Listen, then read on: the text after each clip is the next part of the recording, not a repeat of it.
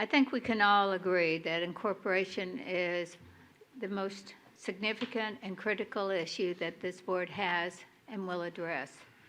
Since I first ran for the Woodlands Township in 2015, I have supported and publicly stated that the residents of the Woodlands must decide whether we should give up our unique status as a special purpose district or township or become a city. And I support this statement wholeheartedly. And we, the board, have always stated publicly that the information provided to you, the residents, would be thorough, accurate, unbiased, and transparent. Furthermore, this board has stated that this was so important, in fact critical, because the residents need to be educated in order to make an informed decision. If we vote to become a city, it's permanent. There are no do-overs. Think of when you buy a car. You must read the specs, the reviews, and the detailed brochure, but until you actually drive the car, you don't know whether it's a good fit.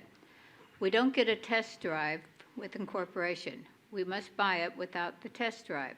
If we vote to incorporate, we are a city forever. Meeting and listening to many residents regarding incorporation has been a priority during my tenure on this board. Many residents have asked why change when we are so unique, but many others have stated that we need to become a city. Ultimately, as stated here this evening, it's up to you, our residents. So the question for me today, when this board meeting was called, is not whether to put incorporation on the ballot, but when. And there were several new factors that led me to think that this was not the time to place incorporation on the November 2021 ballot. First and foremost, I did not have access to all the proposed financials that the Incorporation Task Force had until this very afternoon. And we were asked to put that tax rate on that ballot. To me, it's important that we, the entire board, and the residents have time to review this new financial model. Residents have meaningful comments, as we've heard this evening, both put it on and not, after receipt of a report. And they too are stakeholders in our community. You know, we asked for input from the residents about e-bikes on our pathways. So I would think that we would value their input on this new financial model and proposed tax rate being discussed today.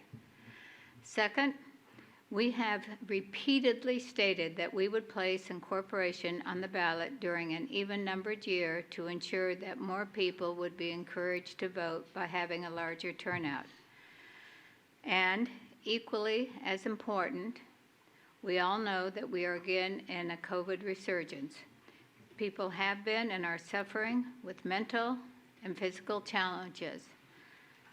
Many are struggling, and their attention is on COVID, not on incorporation. None of us like that, but we must respect that. Again, I want the voters to have the opportunity to vote on incorporation, absolutely, but only after they have had the opportunity to thoroughly discuss and vet the new financial model, and we have received resident input. In my opinion, how can we ask the voters to accept a tax rate that we received this afternoon and to ask voters to decide such a critical issue in the middle of what appears to be a pandemic surge? There is no urgency to vote this November on incorporation, and so I respectfully, to my fellow board members, say this is not the right time to place incorporation on the ballot. All right, thank you, Dr. Snyder.